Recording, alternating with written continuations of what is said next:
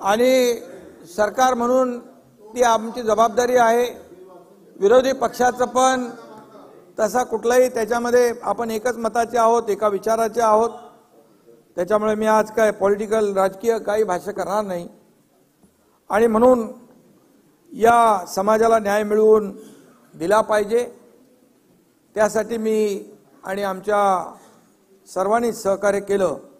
त्यामुळे मी जे काही वचन दिलं होतं आणि आश्वासन दिलं होतं त्याची पूर्तता करण्याचं समाधान मला आहे आणि त्याचा नक्की आनंदही आहे, अभिमानही आहे। आणि म्हणून मी माझे दोन्ही उपमुख्यमंत्री देवेंद्र फडणवीसजी, उपमुख्यमंत्री अजितदादा पवारजी, माझे मंत्रिमंडळातील सहकारी, आमदार आणि संपूर्ण विरोधी पक्ष आणि सर्व विधानसभा सदस्य यांच्या सहकार्यामुळे आजचा हा आपण निर्णय घेतोय। छत्रपतींच्या खरं म्हणजे आशीर्वादाने संपूर्ण मराठा समाजासाठी, लाखो मराठा बांधवांसाठी हा आजचा दिवस इच्छापूर्तीचा आहे आणि ऐतिहासिक आहे असं म्हटलं तर वावगं ठरणार नाही। आजचा हा दिवस आपल्या सगळ्यांसाठीच एक कर्तव्याची जाणीव करून देणारा दिवस आहे। महाराष्ट्र विधानमंडळ वास्तू या वास्तूमध्ये अनेक ऐतिहासिक निर्णयांची अंमलबजावणी झालेली आहे। ही वास्तू अनेक ऐतिहासिक निर्णयांचा साक्षीदार आहे। आजही ऐतिहासिक वास्तू त्या उज्ज्वल परंपरेचा एक हिस्सा होत आहे। ना कुणावर अन्याय ना कुणाला धक्का अशा प्रकारचा निर्णय आपण या ठिकाणी घेतोय। आणि म्हणून आज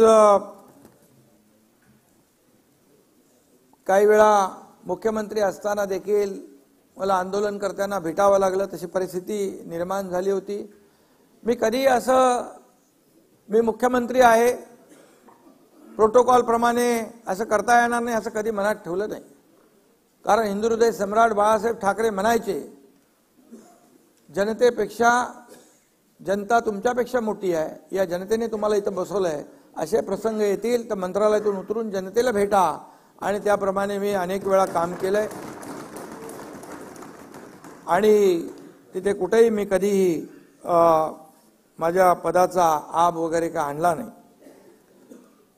काही लोक म्हणतात की त्यावेळेस जेव्हा मनोज जरांगे पाटील यांनी आंदोलन उपोषण मागे घेतलं त्यावेळेस एकनाथ शिंदेनी वेळ मारून नेली असं काही लोक म्हणू लागले। परंतु काहींना वाटलं एकनाथ शिंदे आश्वासन देईल ते पूर्ण करेल का, सरकार पूर्ण करेल का। पण आपल्या सगळ्यांना माहित आहे आम्ही सरकार जे काय दीड वर्षामध्ये काम करतोय, जे घेतलेले निर्णय आपल्या समोर आहेत आणि प्रत्येक निर्णय जो घेतलेला आहे तो सर्वसामान्य माणसाच्या हितासाठी घेतला। शेतकरी, कष्टकरी, माता भगिनी, तरुण, ज्येष्ठ सगळ्यांसाठी। राज्यकर्त्याला कुठलाही वैयक्तिक लाभ होईल असा कुठलाही निर्णय आम्ही घेतला नाही। मी या ठिकाणी सांगू इच्छितो, जेव्हा आम्ही शपथ घेतली दोघांनी तेव्हा आम्ही कॅबिनेट घ्यायचे असते, त्या कॅबिनेटमध्ये दोघंच होतो। ते जरी आपण पाहिले निर्णय तर त्या निर्णयामध्ये शेतकरी कष्टकरी कामगारच त्यांचाच हिताचे निर्णय आम्ही पहिल्या दिवसापासून घेतलेले आहेत। आणि त्यामुळे शब्द देताना विचारपूर्वक 10 वेळा 100 वेळा विचार करून आम्ही शब्द देतो। बाळासाहेब देखील आम्हाला तसं म्हणायचे। आणि म्हणून मी आपल्याला एवढंच सांगेन, मी एक कार्यकर्ता आहे, बाळासाहेबांचा कार्यकर्ता आहे, दिघे साहेबांचा कार्यकर्ता आहे। एकदा शब्द दिला की तो शब्द मी पाळतो, पाळण्याचा प्रयत्न करतो, कधी शब्द मी फिरवत नाही। त्यामुळेच माझ्यावर खूप लोक विश्वास ठेवतात। मी राजकीय बोलू इच्छित नाही। 1.5 वर्षापूर्वीचा किस्सा मला गिरवायचा नाही। म्हणजे दिलेला शब्द पाळतो जयंतराव, म्हणून लोक विश्वास ठेवतात आणि म्हणून आज मी तो शब्द या ठिकाणी पाळतोय। एकदा शब्द दिला की तो मागे हटण्याचा माझा काही प्रश्न नाही। आणि म्हणून मराठा समाजासाठी आंदोलन जे मनोज जरांगे पाटील त्यांच्या सहकारी यांनी केलंय, खऱ्या अर्थाने त्यांना देखील हा निर्णय जो आहे त्यांच्या आंदोलनाचा एकजुटीचा एक विजय आहे असं म्हटलं तरी वावगं ठरणार नाही। आणि म्हणून लाखो करोडो मराठा बांधवांनी आपल्या हक्कासाठी लढा देताना आजवर कधी संयम सोडला नाही। मागच्या वेळेस देखील देवेंद्रजी मुख्यमंत्री होते, त्यावेळी देखील लाखांचे मोर्चे आले, आपण पाहिले, परंतु संयम कधी सुटला नाही। आणि त्यावेळेस देखील आपण ती शिस्त पाहिलेली आहे। आणि म्हणून यावेळेस काही ठिकाणी घटना घडल्या, अनुचित घटना घडल्या, परंतु त्या घडायला नको होत्या। शेवटी या राज्यामध्ये सर्वांनी गुण्या गोविंदाने राहिलं पाहिजे, जाती जातीमध्ये तेढ निर्माण करण्याचा प्रयत्न कुणीही करता कामा नये, अशी भावना आमची आहे। आणि म्हणून आज या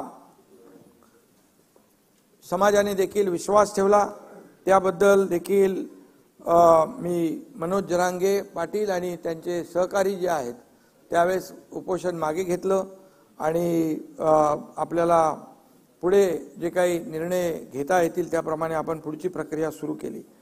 मराठा समाजाचा खऱ्या अर्थाने आणि त्यांच्या मगाशीच म्हणालो एकजूट आणि चिकाटी या आणि लढ्याचा हा विजय आहे।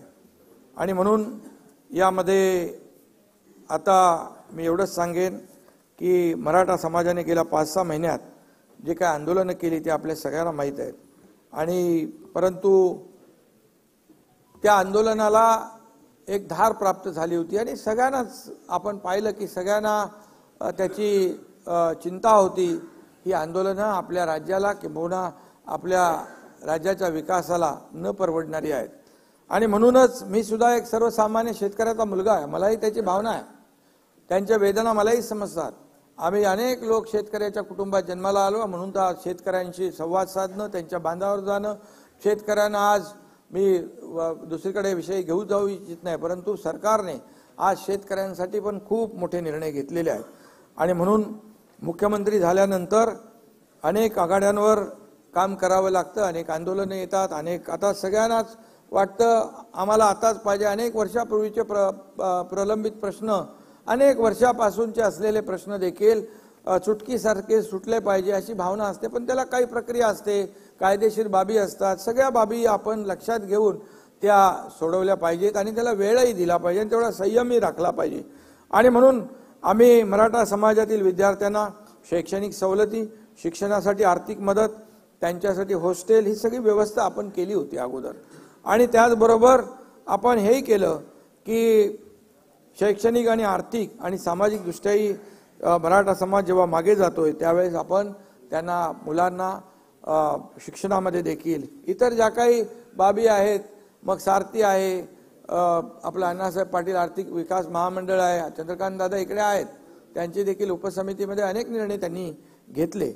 आणि म्हणून या समाजाचा मागासलेपण दूर करण्यासाठी आरक्षण मिळवून देणे हाच पर्याय होता। त्यामुळे कोणत्याही परिस्थितीमध्ये आरक्षण मिळवून द्यायचा हा निर्धार आपल्या सगळ्यांचा होता आणि आपल्या सर्व माझ्या सहकाऱ्यांचा होता। नागपूर येथे हिवाळी अधिवेशनात आपण दोन्ही सभागृहांच्या सर्व सदस्यांनी मराठा समाजाला आरक्षणाची कशी गरज आहे हे 3 दिवसाच्या चर्चेमध्ये आपण मांडलं। या सभागृहामध्ये चर्चा झाली, मोठी चर्चा झाली आणि विशेष म्हणजे सर्व सभागृहाची मराठा आरक्षणास मजबूत संमती मिळाल्याने फेब्रुवारी 2024 मध्ये विधिमंडळाचं विशेष अधिवेशन बोलवून या विषयावर कायमस्वरूपी तोडगा काढण्यात येईल अशा प्रकारचं आपण जाहीर भूमिका घेतली। त्यावेळी माझ्यावर काही आरोपही झाले। फेब्रुवारी महिन्यामध्ये लोकसभेची निवडणूक आहे, मग आचारसंहिता लागेल, मग काय होणार, मग कसं होणार, परंतु शेवटी हा सगळा विचार करूनच आपण तो निर्णय घेतला होता आणि म्हणून आज ते अधिवेशन होतंय। आणि म्हणून आजचा दिवस खऱ्या अर्थाने महत्त्वाचा आहे आणि आज तो दिवस आज आपल्या या मराठा समाजाला आरक्षण देण्यासाठी आपण मुकर्रर केला, त्याप्रमाणे आपण आज तो निर्णय घेतोय। माझ्यासह अध्यक्ष महोदय, देवेंद्रजी, अजितदादा आणि संपूर्ण मंत्रिमंडळ, मी मगाशी देखील म्हटलं 150 दिवस हे काय 1-2 दिवसामध्ये काम झालेलं नाही, त्याहीपेक्षा जास्तीचे दिवस लागले। 150 दिवस अहोरात्र हे सगळं काम सुरू होतं। प्रशासनातील विशेषतः सामान्य प्रशासन विभाग, राज्य मागासवर्गीय विभाग, सामाजिक न्याय विशेष सहाय्य विभाग, महसूल विभाग, विधी व न्याय विभाग, तसेच वित्त विभागातील आणि गृह विभागातील अधिकाऱ्यांपासून ते अगदी शेवटच्या चतुर्थ श्रेणी कर्मचारी यांनी घेतलेली अपार मेहनत आणि त्यांचं फलित म्हणजे आजचं हे आपलं विधिमंडळाचं अधिवेशन होतंय। आणि यामध्ये जवळपास 3 ते 4 लाख लोक काम करत होते। दिवस रात्र काम करत होते. आपण त्याच्यामध्ये गोखले इन्स्टिट्यूट, टाटा इन्स्टिट्यूट, ते अनेक लोकांची आपण मदत त्यामध्ये घेतलेली आहे. आणि यामध्ये सगळ्यांचं एकच उद्दिष्ट होतं की सर्वांनी मनापासून काम करून हे युद्ध पातळीवर दिवस रात्र 24/7 यामध्ये काम करून आपल्याला या सर्व जो काही उद्देश आहे आपला तो पूर्ण करण्यासाठी अहोरात्र मेहनत घेण्याचं काम या सगळ्यांनी केलं. महाराष्ट्र सरकार पूर्णपणे मराठा समाजाला आरक्षण देण्याच्या बाजूने आपण सगळेजण आहोत. त्याच्यामध्ये मला पुन्हा त्याचा उहापोह करण्याची आवश्यकता नाही. देवेंद्रजी आणि अजित पवार देखील हेच सांगत होते की आपल्याला या मराठा समाजाच्या, कारण एकदा तर देवेंद्रजी मुख्यमंत्री असताना आपण आरक्षण दिलं होतं, त्याच्यामध्ये मी जाणार नाही. आपण ते हायकोर्टमध्ये टिकवलं देखील, पण दुर्दैवाने सुप्रीम कोर्टामध्ये ते रद्द झालं. पण आपलं ठरलेलं आहे मगाशी, त्यामुळे त्याच्यावर मी जास्त भाष्य करू इच्छित नाही. आणि त्या अडचणी ज्या आहेत त्या दूर झाल्या पाहिजेत. त्यामध्ये या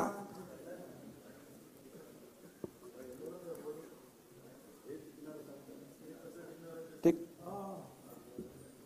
आणि म्हणून मागासवर्ग आयोगाची स्थापना करून मराठा आरक्षण त्यावेळेस मान्य झालं होतं, कोर्टात टिकलं होतं. सुप्रीम कोर्टात देखील आपण ज्या पद्धतीने थोडीशी मांडणी करायला पाहिजे होती, दुर्दैवाने ते आपल्याला झालं नाही.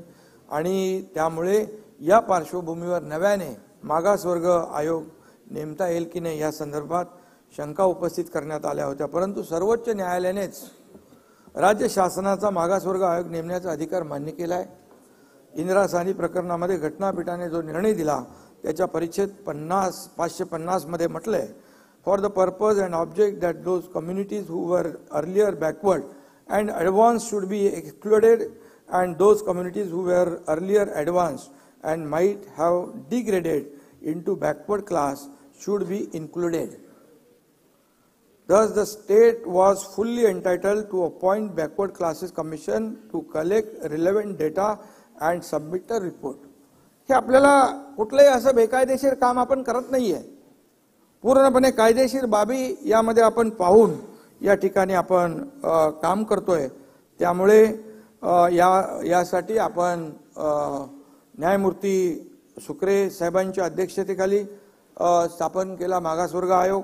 हा पूर्णतः वैध असून या आयोगाने अत्यंत काळजीपूर्वक आणि मेहनतीने निरगुडे राजीनामा दिला त्यांनी, आणि म्हणून आपण सुक्रे साहेबांचं अध्यक्षतेखाली काळजीपूर्वक आणि मेहनतीने तयार केलेला अहवाल शासनाने स्वीकारला ना.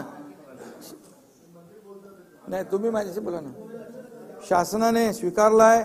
हे आरक्षण सुप्रीम कोर्टात टिकेल की नाही याबद्दल आतापासून शंका बाळगण्याचं कारण नाही. ना आपण पॉझिटिव्ह बोलूया, पॉझिटिव्ह चर्चा करूया. सगळ्यांची जबाबदारी आहे. हे सगळं आपण मराठा समाजाला जो आरक्षण देतोय ते टिकावं यासाठी सुप्रीम यामध्ये घटनेच्या 342A आणि 16(4) आणि 15(4) प्रमाणे नोकरी आणि शिक्षणामध्ये आरक्षण देण्याची घटनेत तरतूद आहे. त्यानुसार आयोगाने शिफारस केलेली आहे. या ठिकाणी मी हे नम्रपणे नमूद करू इच्छितो की नाना आपलं राज्य नाही, 22 राज्यामध्ये आज आरक्षण 50% पेक्षा जास्ती आहे. तामिळनाडू 69%, हरियाणा 67%, राजस्थान 64%, बिहार 60%, गुजरात 59%, पश्चिम बंगाल 55%, आणखी 22 लोक आहेत. बिहारने 59% दिले, 69%. त्यामुळे आज आपल्याला मी एवढंच सांगतो, आपण जी 50% आरक्षणाची मर्यादा ओलांडली ते मगाशी तुम्हाला मी वाचून दाखवलं. कोर्टाने आपल्याला, सुप्रीम कोर्टाने पण ते आपल्याला अधिकार दिले आणि तो आपला अधिकार आहे. आणि म्हणून यामध्ये आपण हा जो कायदा करतोय तो पूर्णपणे टिकेल आणि कायदेशीर निकषावर टिकून राहील या बाबतीमध्ये आपण शंका बाळगण्याचं कारण नाही. आपण खात्रीपूर्वक या ठिकाणी तो टिकूया. त्याचबरोबर आपण या सर्व ज्यांच्या या आंदोलनामध्ये काही लोकांचा मृत्यू देखील झालेला आहे आणि त्यांच्या कुटुंबियांना देखील आपण आर्थिक मदत देखील सरकारने केली ऑलरेडी. पण ती सरकारने शेवटी माणसाला तर परत आणता येत नाही. आणि घरातलं करता धरता माणूस गमावल्याचं दुःख ते कधी भरून काढू शकत नाहीत. किती आपण मदत केली तरी सुद्धा त्या कुटुंबियाच्या बद्दल मी राज्य सरकारच्या वतीने मुख्यमंत्री म्हणून संवेदना व्यक्त करतो. यावेळी नागपूर येथे झालेल्या विधिमंडळाच्या हिवाळी अधिवेशनात मी सविस्तर पूर्णपणे बोललो आहे आणि आपण 4 दिवस या परिस्थिती अतिशय गांभीर्यपूर्वक आणि पोटतिडकीने मतं आपल्या सगळ्या सभागृहाच्या सदस्यांनी मांडलेली आहेत आणि म्हणून आपल्या सगळ्यांची भावना एकच आहे. त्याच्यामध्ये पुन्हा काही मला सांगण्याची आवश्यकता नाही. ओबीसी किंवा अन्य कुठल्याही समाजाच्या आरक्षणाला धक्का न लावता मराठा समाजाला कायद्याच्या चौकटीत बसणार आणि कायद्याच्या चौकटीत टिकणार आरक्षण मिळायला पाहिजे, ही भावना सरकारची आहे, तुमची आहे, सगळ्यांची. आणि आजवर देखील मराठा, मी राजकीय बोलू इच्छित नाही, परंतु मराठा समाजाचा इथं म्हणजे सगळ्यांनी त्याचा फायदा घेतलेला आहे, परंतु समाज आजपर्यंत या सुविधांपासून वंचित राहिला, हे देखील दुर्दैव आहे. आणि म्हणून मी या पुन्हा त्याचं इथे काय भाष्य करू इच्छित नाही की देवेंद्रजींनी दिलं मग कोर्टात टिकलं मग सुप्रीम कोर्टात गेलं, ते जाऊ दे, आता गेलं ते. आता अशा कुठल्याही गोड दिवशी आपण आपलं तोंड कडू करून घेऊया नको, सगळ्यांनी चांगलं बोलूया. आणि म्हणून मी अभिमानाने या ठिकाणी सांगतो की 2.25 वर्षापूर्वी सत्ता हाती घेतल्यानंतर या महायुती सरकारने ठरवलं होतं की मराठा समाजाला आरक्षण देण्याचा निर्णय आपण घेऊया. आणि म्हणून ही मागणी का आता पुढे आलेली नाही. छत्रपती शाहू महाराजांनी त्यावेळी आरक्षणामध्ये मराठा समाजाचाही समावेश केला होता. 40-45 वर्षापासून मराठा बांधव आरक्षणासाठी लढा देतोय. आणि म्हणून आज यांची मी आठवण करेन, स्वर्गीय अण्णासाहेब पाटील यांनी दिलेलं बलिदान देखील आहे, ते बलिदान देखील त्याचाही विचार या ठिकाणी केलेला आहे आणि आमच्या सरकारने त्यांचं बलिदान देखील व्यर्थ जाऊ नये ही भावना देखील आहे. आणि म्हणून काही वर्षापूर्वी खूप मोठे मोर्चेही झाले, 56 आपल्याच काळामध्ये, तेव्हा 56 क्रांती मोर्चे राज्यामध्ये निघाले. आम्ही सगळे त्याचे साक्षीदार, आपणही साक्षीदार होतात. आणि त्यामध्ये गेल्या सरकारमध्ये तर छत्रपती संभाजीराजे यांनी देखील आझाद मैदानावर आमरण उपोषण केलं होतं. त्यांच्याशी देखील चर्चा करून मराठा आरक्षणासाठी जे काही करता येईल, म्हणजे आरक्षण देण्यापूर्वी जे काय करता येईल त्यांना ओबीसी प्रमाणे सवलती देणं, मुलांना शिक्षणामध्ये सवलती देणं, नोकऱ्यांमध्ये जे काय आपण सारथी अण्णासाहेब पाटील आर्थिक विकास महामंडळ त्याच्यातून आपण मदत करणं, हे आपण त्याप्रमाणे करत होतो. आणि काही निर्णय घेतले पण आपण. त्यांनी देखील त्यावेळेस म्हटलं होतं की सर्वात आधी मराठा समाज हा सामाजिक आणि शैक्षणिक मागास कसा आहे हे सिद्ध करावं लागेल. कोर्टाने त्यांना मागास नाही फॉरवर्ड म्हटलं होतं. आणि म्हणून पूर्णपणे या सगळ्या बाबींचा विचार करून या ठिकाणी आम्ही काम केलंय. आणि म्हणून सप्टेंबर 2022 मध्ये चंद्रकांत दादा यांच्यावर उपसमितीची जबाबदारी आपण दिली आणि त्यांनी देखील ऑगस्ट 22 मध्ये अधिसंख्य पदांची निर्मिती आपण केली. आणि 21 सप्टेंबर 2022 रोजी शासन निर्णय करून त्यामध्ये देखील त्याची अंमलबजावणी केली. त्यावेळी देखील ते सोपं नव्हतं. जवळपास 5,000 लोक, 5,000 तरुण ज्यांचं सिलेक्शन झालं होतं परंतु त्यांना अपॉइंटमेंट मिळाली नव्हती, ते देखील आपल्या सरकारने त्यांना अपॉइंटमेंट दिली.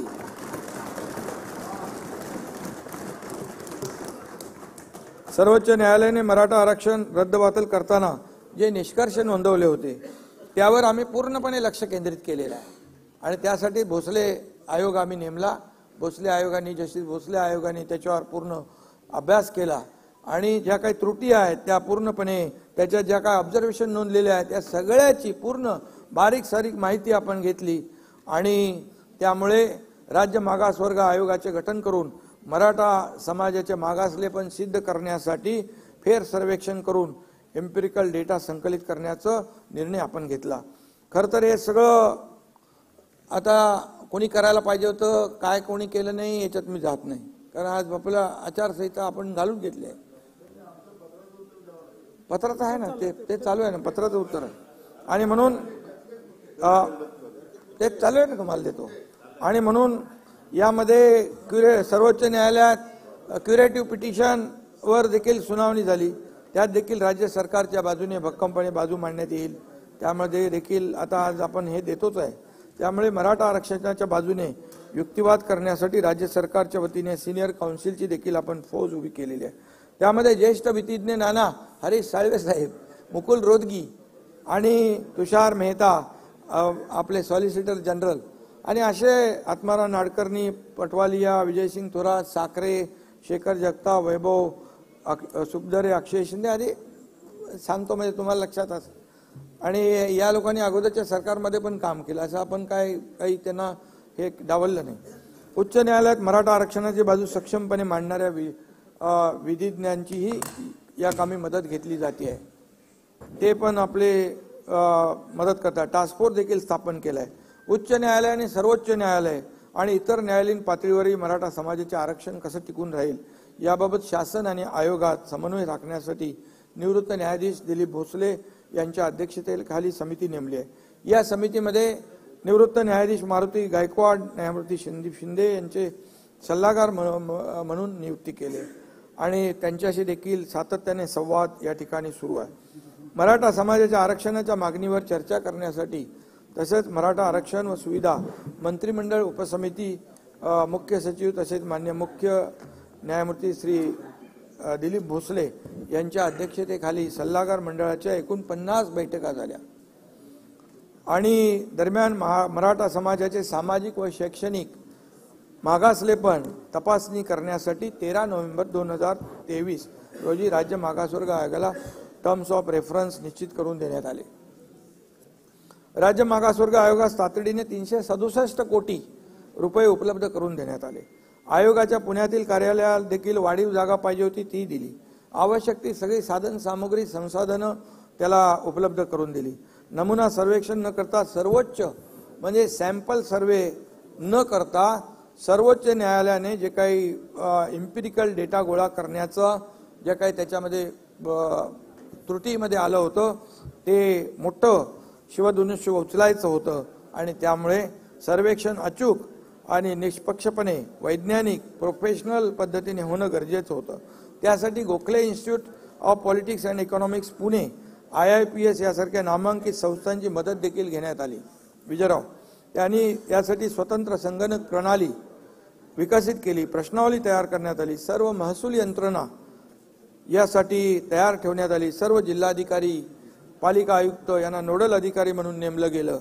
त्यांच्या वारंवार बैठका घेतल्या, VC घेतल्या। जवळपास 3 ते 3.5 लाख प्रगणक नेमण्यात आले। त्यांचं मास्टर ट्रेनिंग झालं।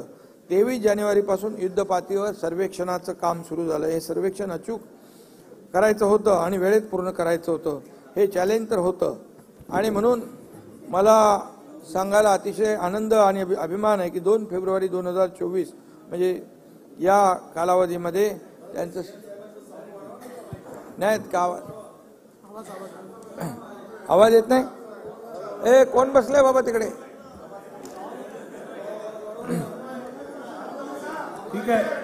ठीक आहे करूया। आवाज वाढलेला आहे।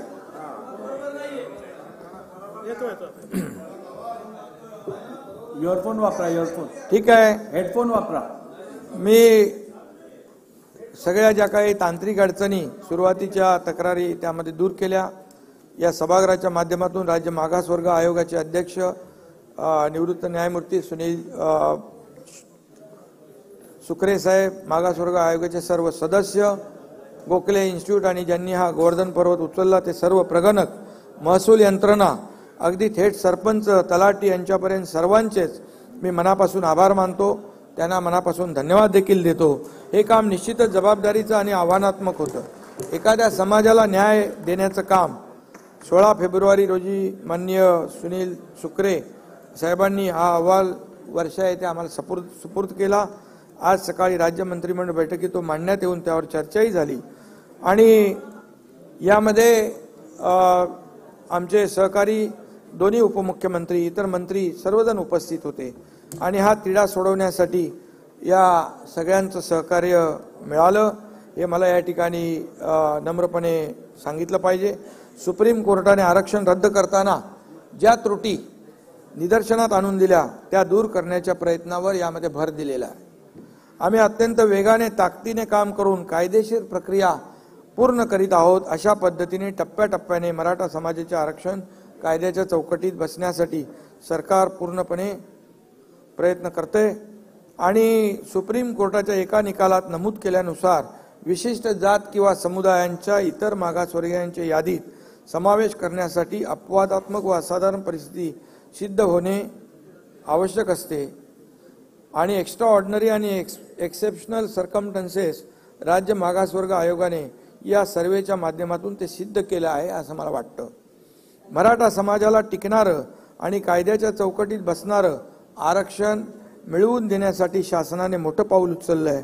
आता ते टिकून राहावं म्हणून राज्य सरकार आपली सर्व ताकद पणाला लावणार आहे, आपल्याला विरोधी पक्षाला सोबत घेऊन.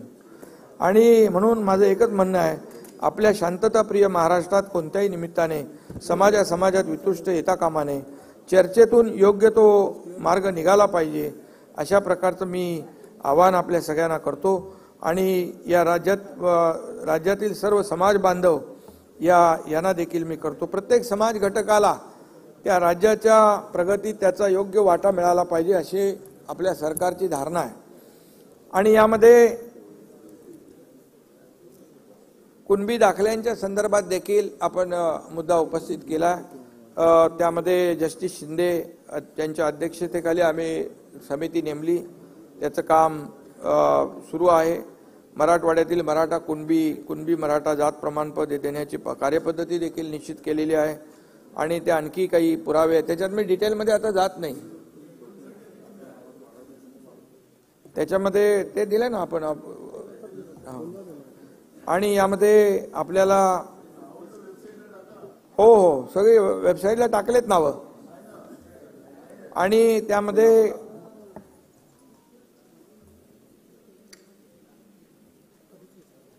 अधिसूचना आपण जी काढली होती त्या अधिसूचना देखील संपूर्णपणे मराठा समाजाच्या नेत्यांनी पूर्ण वाचली होती.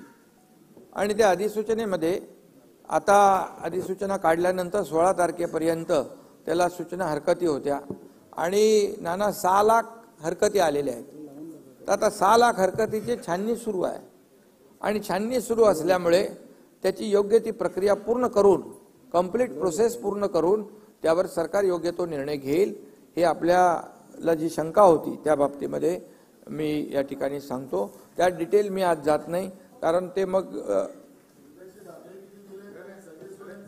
सगळे तेच सांगितलं ना, जी सगळे सोयऱ्यांचे जे 6 लाख हरकती आलेल्या आहेत त्या नोटिफिकेशनवर, त्या अधिसूचनेवर, जी अधिसूचना काढली आपण त्याच्यावर 6 लाख हरकती आल्यात, त्याची छाननी सुरू आहे. आणि म्हणून मी आपल्याला एवढंच सांगतो की आता कलम आणि यामध्ये देखील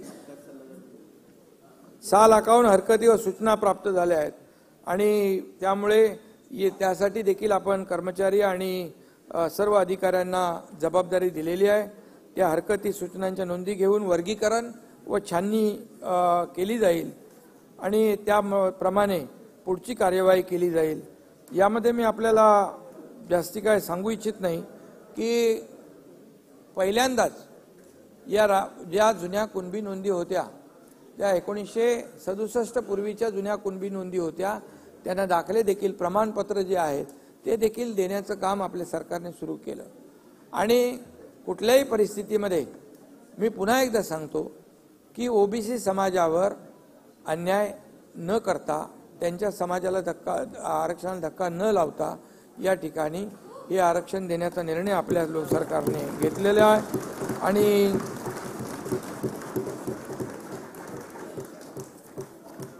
आणि मी डिटेलमध्ये आता त्याच्यामध्ये जाऊ इच्छित नाही. जो कायदाच आहे 2000चा कायदा, त्याचे 2012ला रूल्स झाले, नोटिफिकेशन पण आपण काढले, त्याच्या आधारावर केलं. या कायद्यामध्ये, याच्यामध्ये नियमामध्ये सुटसुटीतपणा, स्पष्टता आणण्यासाठी आपण ते केलंय.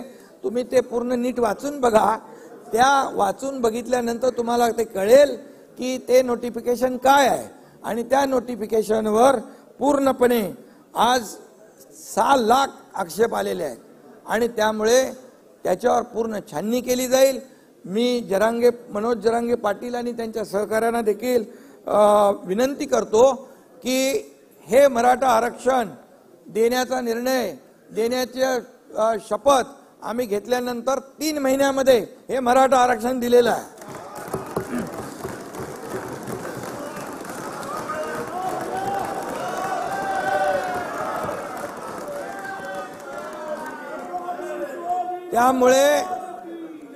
त्यामुळे मी जे आज ज्यांच्या मनामध्ये गैरसमज आहे तो बिलकुल दूर करा. हे आरक्षण टिकण्यासाठी ज्या बाबींवर सर्वेक्षण व्हायला पाहिजे त्या डिटेलमध्ये मी जात नाही. भूधारक, लँडलेस, त्याचं कच्चं घर, आत्महत्या केलेले आहेत, ऊसतोड कर्मचारी आहे, मोलमजुरी करणारी आपली भगिनी आहे, डबेवाले आहेत, किती सगळ्या माथाडी आहेत, सगळे त्याच्यामध्ये आलेले आहेत. आणि त्यामुळे हा डिटेल सर्वे आहे, हा सॅम्पल सर्वे नाही, हा एक्सटेन्सिव्ह सर्वे आहे, हा पूर्णपणे डीप मध्ये जाऊन सर्वे केलेला आहे. आणि त्यामुळे 2 कोटीच्या वरती त्याचा आकडा आहे माझ्याकडे, 2.5 कोटी लोकांपर्यंत जाऊन 4 लाख लोकांनी हे काम केलेलं आहे. त्यामुळे हे मराठा आरक्षण टिकणारच. आणि जसं मी म्हटलं की आणि आम्ही न्यायालयाला पटवून देऊ की हा मराठा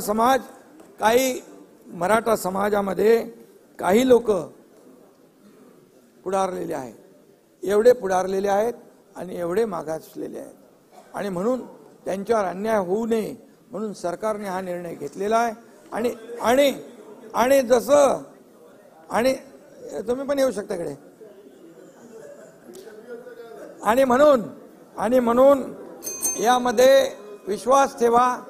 जे आरक्षणासाठी जे काय आणखी आंदोलन सुरू आहेत त्याने देखील विश्वास ठेवावा. सरकार कुठलाही दुजाभाव करणार नाही आणि सरकार कायद्याच्या चौकटीमध्ये बसून पूर्णपणे हे आरक्षण देतंय. आणि जे मगाशी म्हटलं की जे नोटिफिकेशन आपण काढलेलं आहे, या पुन्हा एकदा मी सांगतो नाना विजय भाऊ, नोटिफिकेशनवर 6 लाख हरकती आलेल्या आहेत. घाई गडबडीमध्ये कुठलंही नोटिफिकेशन फायनल करणं हे जनतेच्या हिताचं नाही. ती फसवणूक आम्ही कोणाची करणार नाही. त्याच्यावर पूर्ण प्रक्रिया करून छाननी करून त्याच्यावर देखील सरकार योग्य तो निर्णय घेईल. आणि म्हणून आंदोलनकर्त्यांना देखील मला विनंती करायची आहे, जसं सरकार बोलतं तसा निर्णय घेतं हे मराठा आरक्षणाच्या वरून आजच्या निर्णयावरून त्यांनी देखील समजून घेतलं पाहिजे आणि संयम राखला पाहिजे. कारण आणि शेवटी समाज आणि सरकार असं काय वेगळं आम्ही मानत नाही. आणि म्हणून यामध्ये ज्यांच्यावर गुन्हे दाखल झाले होते, जे किरकोळ म्हणजे लोकशाहीमध्ये आपण आंदोलन करतो त्याप्रमाणे आंदोलन ज्यांनी केलं त्यांचे पण आम्ही गुन्हे मागं घेतले. ज्यांनी मालमत्तेचं नुकसान केलंय, ज्यांनी कोणाला इजा केलेली आहे, हे तात्काळ आपल्याला त्याचं वर्गीकरण आपण केलेलं आहे. आणि म्हणून जे आम्ही बोलतोय ते सरकारने केलेलं आहे, करून दाखवलेलं आहे. आणि त्यामुळे आंदोलनकर्त्यांनी देखील सरकारवर विश्वास ठेवण्याची आवश्यकता आहे, संयम बाळगण्याची आवश्यकता आहे. आणि म्हणून मी आपल्या सगळ्यांच्या वतीने जे आज मराठा समाजाला आरक्षण देण्याचा जसा निर्णय आपल्या सरकारने घेतला तसा निर्णय इतर जे काही मुद्दे आहेत त्या बाबतीत देखील सकारात्मक पद्धतीने घेईल, कुठल्याही समाजावर अन्याय न करता. आणि म्हणून मी आपल्या सगळ्यांना एवढंच सांगतो की या आपल्या सभागृहाला देखील विनंती करतो की एकमताने आजचं हे मराठा समाजाला आरक्षण देण्याचा आपण जो निर्णय घेतलेला आहे त्याला एकमताने आपण मान्यता देऊया आणि एकमताने हे विधेयक मंजूर करावं अशा प्रकारची विनंती मी आपल्याला करतो. घेतलेला निर्णय अतिशय धाडसी निर्णय आहे, ऐतिहासिक निर्णय आहे आणि हा टिकणारा निर्णय आहे. ही जबाबदारी आम्ही सरकारची आहे. धन्यवाद. आता विधेयक खंडशः विचारात घेण्यात येईल. खंड 2 ते 20, खंड 1 संपूर्ण शीर्षक आणि हेतुवाक्य हे विधेयकाचे भाग समजण्यात यावेत. अनुकूल असतील त्यांनी होय म्हणावे, प्रतिकूल असतील त्यांनी नाही म्हणावे. होयचे बहुमत आहे. होयचे बहुमत आहे. खंड 2 ते 20 खंड 1 संपूर्ण शीर्षक आणि हेतुवाक्य विधेयकाचे भाग झाले. प्रभारी मंत्री.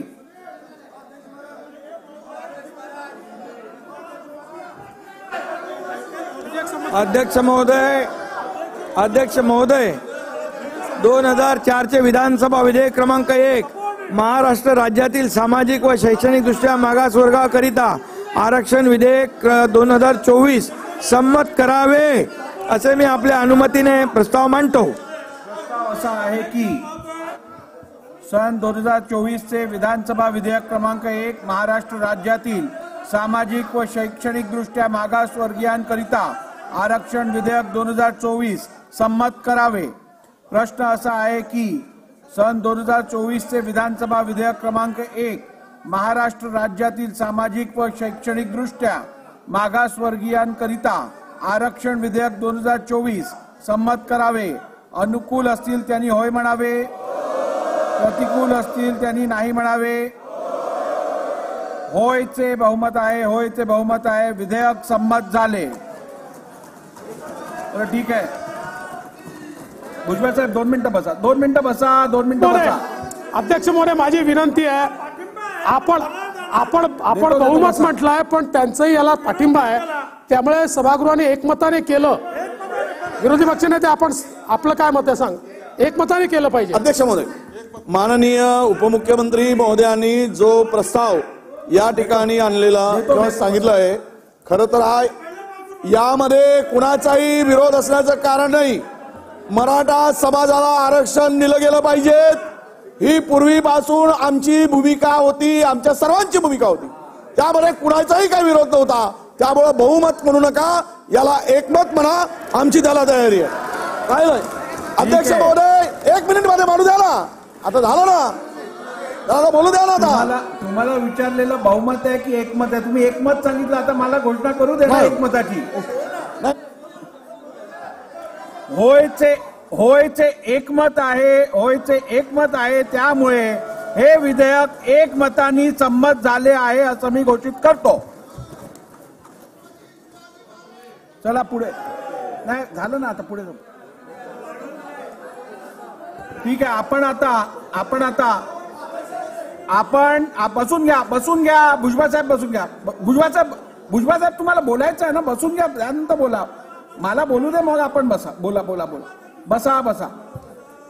बघा सहसा आपण शोक प्रस्ताव बैठकीच्या शेवटी घेतो. परंतु हे विधेयक आता सन्माननीय मुख्यमंत्र्यांना वरच्या सभागृहातही मांडायचं आहे.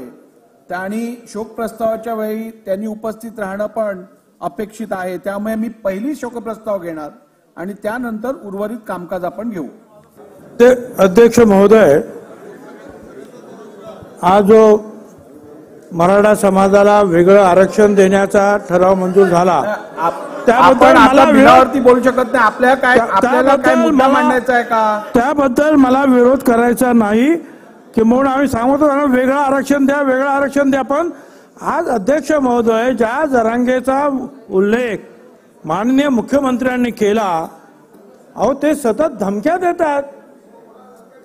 याला टपकविल त्याला टपकविल. मला स्वतःला धमकी. अध्यक्ष महोदय काय आहे अध्यक्ष महोदय. आणि अध्यक्ष महोदय एवढंच नाही तर छत्रपती शिवरायांच्या पुतळ्याखाली बसून महाराष्ट्राच्या मुख्यमंत्र्यांना उपमुख्यमंत्र्यांनी आम्हाला तर नेहमीच देतात अहो आईवरून शिव्या. तिथे बसलेले जे आहेत महसूल आयुक्त SP कलेक्टर त्यांना तर म्हणतात तुम्ही भाडखाऊ आहात. आणखी त्यांनाही आईवरून शिव्या. अध्यक्ष महोदय ही दादागिरी जी काय चाललेली आहे याला काय कंट्रोल करणार आहात की नाही. अध्यक्ष महोदय काही कारण नव्हतं खरं म्हणजे 27 तारखेलाच त्यांना सांगितलं होतं. त्यांनी सगळे गुलाल उधळला फटाके वाजवले. परत 10 तारखेला उपोषणाला बसले आणि अनेक शहरामध्ये जे आहेत बस गाड्या फोडल्या आणि एक भीतीचं वातावरण ज्या राज्यामध्ये जे आहेत. मला बोलायला देणार का तुम्ही नंतर बोला ना. आता बसा. अध्यक्ष महोदय एक भीतीचं वातावरण राज्यामध्ये जे निर्माण करतात अध्यक्ष महोदय. अध्यक्ष महोदय हे थांबायला पाहिजे. अध्यक्ष महोदय, अध्यक्ष महोदय, आता हे सगळं झाल्यानंतर त्यांचं काय म्हणणं आहे? अरे अरे भुजबळ साहेब माझ्याकडे बघून बोला ना काय. अध्यक्ष महोदय, माझा आवाज तर मोठा करा मग. अध्यक्ष महोदय, आता ते काय म्हणतात की मी उठणार नाही, म्हणजे यांचं आंदोलन चालूच. आपण मराठा समाजाला वेगळं आरक्षण द्यायचा ठराव केला तरी आरक्षण म्हणजे यांचं चालू. यांच्यावर काय बोललं की आम्हाला ते धमकी देणार. अध्यक्ष महोदय, आता त्यांचं म्हणणं की आम्हाला हे आरक्षण नको, आम्हाला ओबीसीतच आरक्षण द्या.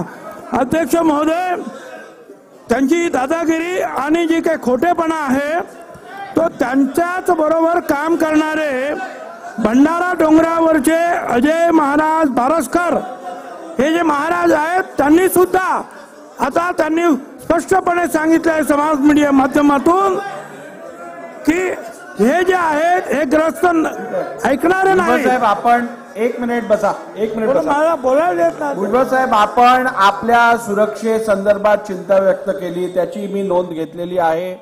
जर का आपल्याला कुठच्याही प्रकारच्या जीवहानीची संभावना वाटत असेल तर त्या संदर्भातली चिंता आपण व्यक्त करणं रास्त आहे. सभागृहासमोर आपण जी चिंता व्यक्त केली आहे त्याची नोंद घेतली गेली आहे. शासनाने या विषयाची गंभीर नोंद घेऊन उचित उपाययोजना करावी.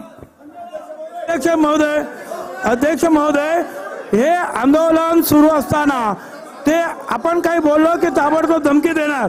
ते म्हणतात की आम्हाला ओबीसी मध्येच आरक्षण द्या. हे आजचा जो ठराव त्यांना मंजूर नाही.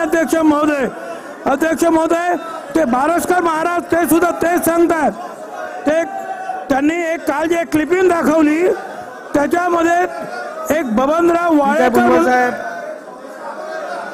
मला बोलू दे ना. अध्यक्ष महोदय, मांडलं तुम्ही, आता किती अजून मांडलं?